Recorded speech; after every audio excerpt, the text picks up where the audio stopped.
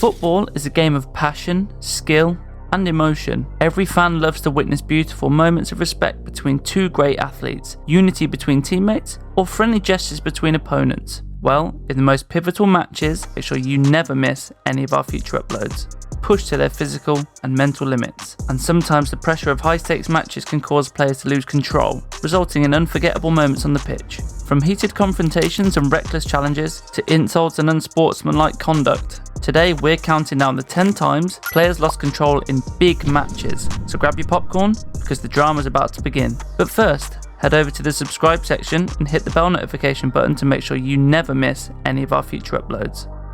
Number 10. Andrew Robertson vs Barcelona 2019. Kicking off our list, we have one of the most disastrous games in Barcelona's entire history. A true nightmare for the Catalan fans. The 2019 Champions League semi-final was almost won by Barca after a 3-0 win in the first leg at Camp Nou, and there were few who believed Liverpool stood a chance of making a comeback, but they achieved a glorious 4-0 victory at Anfield, thanks to a fabulous performance from Jorginho Wijnaldum and, above all, Divock Origi after that corner taken quickly from Trent Alexander-Arnold. However, this incredible comeback would not have been possible without a few dirty tricks and provocations from the Liverpool players, especially from Robertson in the first half. During one of Barca's attacks, Messi tried to run a ball into the box but was stopped. But then, with Leo on the ground and Liverpool already on the counter-attack, Robertson punched Messi hard in the head. Well, the Scot got away with it without getting booked as the referee missed the incident, which, to be honest, is kind of crazy in the VAR era. Number 9. Antony vs Man City 2023. Let's bet on this. If we ask you to start listing the world's most hated players, a good number of you will mention Antony among the first 10 names. The Brazilian, who cost Man U almost €100 million just a year and a half ago, has his detractors, not only because of his poor play on the pitch and his annoying trademark spin, but also because of the scandals he's been involved in.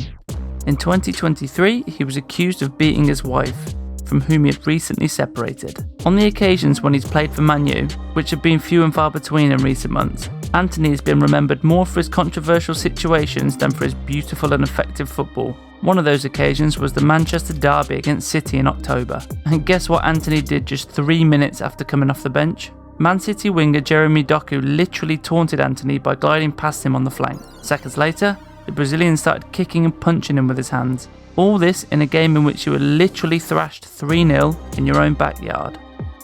Number 8. Lukaku and Ibrahimovich 2021. Well, how could we have made a ranking without the famous clash between Big Rum and Big Zlatan in January 2021? Their teams, Inter and AC Milan respectively, were drawn in the quarterfinals of the Coppa Italia. Lukaku and his team came out on top, but what happened on the pitch was perhaps not as entertaining as the clash between Lukaku and Zlatan, who traded barbs about their former clubs. During the heated confrontation, Ibrahimovich was reportedly heard to say, "Go do your voodoo shit, you little donkey. Go do your voodoo shit, you little donkey. Go do your voodoo shit. Call your mother." In an apparent invitation to continue, Lukaku was then heard to respond, "Well, let's go inside, you bitch." Of course, the clash between the two did not go unpunished, as Zlatan was shown a red card. At the time, it was not exactly clear what Ibrahimovich's voodoo shit was referring to, but according to Football Italia, it may have had something to do with Lukaku's time at Everton. According to some rumours, Everton's owners tried to cast a voodoo spell on Lukaku after he refused to re-sign his new contract with the club in 2017. Number 7. Alejandro Garnacho vs Barcelona 2023.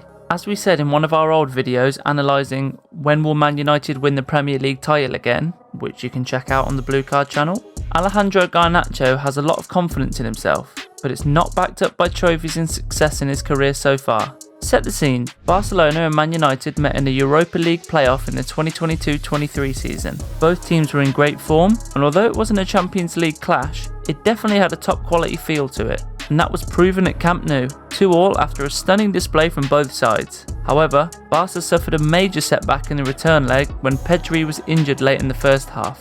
Fast forward a week when the teams met at Old Trafford. Man U won 2-1, with Garnacho coming on in the second half. After the game, he put his hands over his eyes in the shape of glasses, mocking Pedri's famous celebration. In the days following United's victory, fans on social media wondered what had prompted Garnacho to do such a thing. And yes, as we said at the outset, the Argentine simply has a huge ego and likes to show it in certain moments without having had any confrontation with the opposing player. Number 6, DiMaria versus Man City 2021. South Americans, including Argentinians, have notoriously impetuous personalities who often get into unnecessary fights. Well, Angel Di Maria is generally regarded as a calm guy, but in this Champions League semi-final against Man City, he certainly seems to have lost control of his nerves. Man City played a second leg against Paris Saint-Germain in the semi-finals of the 2020-21 season. The first leg ended with City winning in Paris, and in the second, 2 goals in the 65th minute put the game beyond doubt. Towards the end of the game, Di Maria, perhaps angered that PSG would be eliminated so close to the final, fell victim to Fernandinho's provocations. The two got into a tussle on the wing, but the ball went out for a throw-in. A second later, when Di Maria went to collect the ball,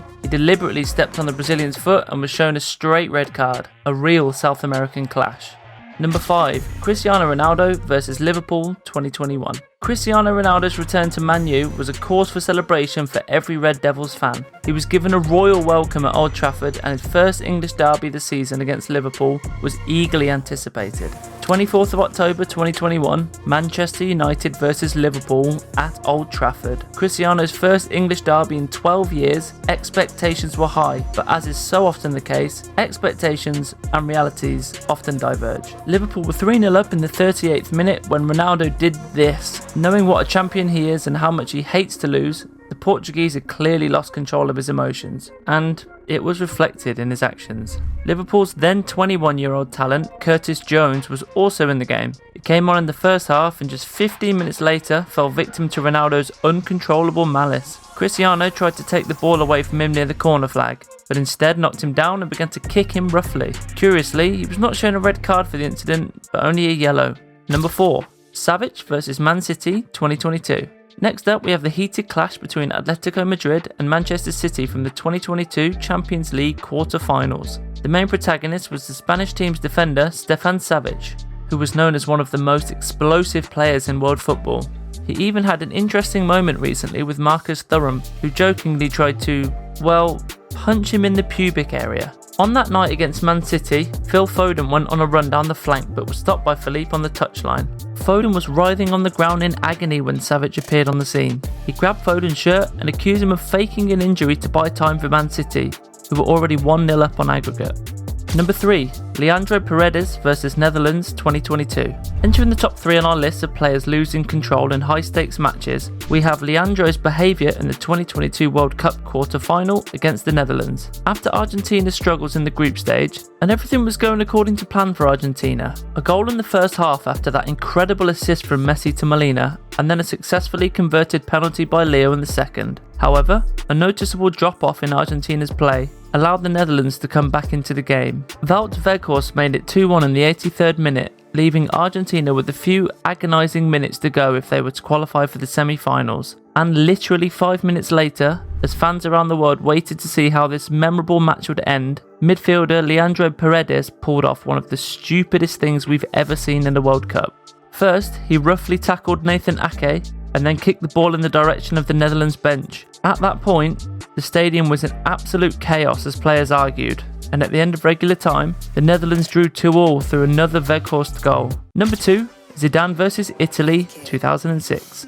In number 2, we have one of the most infamous moments in football history. France and Italy were fighting to death for the World Cup trophy in 2006. But at one point, with Italy losing the game, Marco Materazzi decided to play some dirty tricks on France's leader Zinedine Zidane. He told his opponent that he wanted to do some things with his sister, and the Frenchman lost control of his emotions and headbutted Materazzi in the chest. This was definitely one of the most controversial moments in football folklore, and France fans are certainly still remembering that moment of weakness for Zidane, in which he gave into his emotions in the last match for his national team. In 2010, however, the feud between Materazzi and Zidane had an interesting follow-up of the story. The Frenchman was asked by a journalist if he intended to apologise to his rival, but Zidane stuck to his guns and replied that he would rather die. And number 1, Real Madrid players versus Messi 2010. Let's clarify something.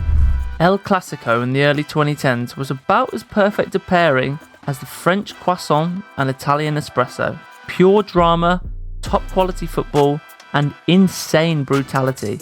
And yes, if you're a fan of beautiful gestures and respect between the players, maybe the clashes of Real Madrid versus Barcelona between 2008 and 2014 was certainly not for you. Some of the most memorable editions of El Clasico were played in this period, but above all perhaps the famous 5-0 win of Guardiola's Barca over Mourinho's Madrid. The game had it all. Goals, incredible saves, beautiful combinations. Oh, and one more little thing. The disgustingly rough challenges from Madrid players. The biggest victim of all was Leo Messi, for whom this particular El Clasico was one of the best of his career. He was literally unstoppable all over the pitch. And as Barca played some fascinating football, led by Messi's class and playmaking ability, Real Madrid's players began to lose control. Shoving, kicking, brutal tackles. Even Guardiola was pushed by Ronaldo in the second half. A truly memorable game for both Barca and Madrid fans that ended with 13 yellow cards and 1 red. What a drama. If you enjoyed the video, we warmly remind you to subscribe to our channel and give it a thumbs up for more related content. If you've got any ideas for our future episodes,